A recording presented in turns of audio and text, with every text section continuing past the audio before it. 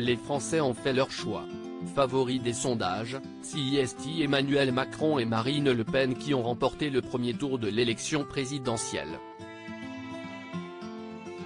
À quelques jours du second tour, les deux candidats se sont retrouvés face à face lors du débat de l'entrée de tour, présenté par Gilles Boulot et Léa Salamé.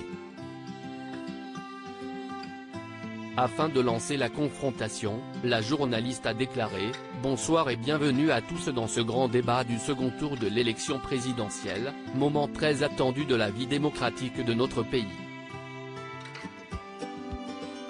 De son côté, Gilles Boulot s'est exclamé « Vous avez 2h30 ce soir pour exposer votre projet, votre vision de la France, ce qui vous sépare, mais aussi votre personnalité ».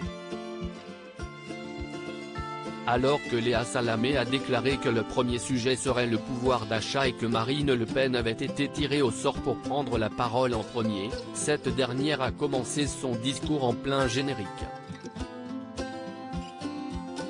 Un brin gêné, Gilles Boulot s'est exclamé « Marine Le Pen, oserais-je, alors que le débat a à peine commencé, vous interrompre ? Juste pour vous rappeler que nous voulions à l'un à l'autre vous poser la question suivante, en quoi seriez-vous une meilleure présidente que votre adversaire Emmanuel Macron ?» En riant, la candidate du Rassemblement national a glissé « J'avais démarré avant même que vous posiez la question ». Afin de la rassurer, Léa Salamé a déclaré « Vous avez commencé sur la musique, vous pouvez reprendre, on n'a pas enlevé les secondes ». Marine Le Pen, le plus grand atout de la France, c'est son peuple pour commencer, la candidate à l'élection présidentielle s'est exclamé « Le plus grand atout de la France, c'est son peuple. Je serai la présidente du régalien, de la Renaissance démocratique. Je serai aussi la présidente du quotidien.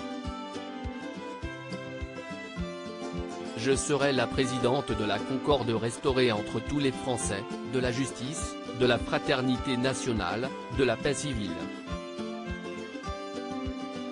Rapidement, Marine Le Pen s'en est pris à Emmanuel Macron sur le pouvoir d'achat.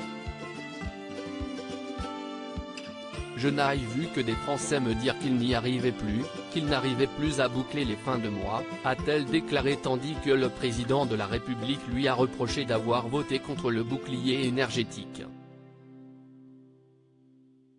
Loading widget.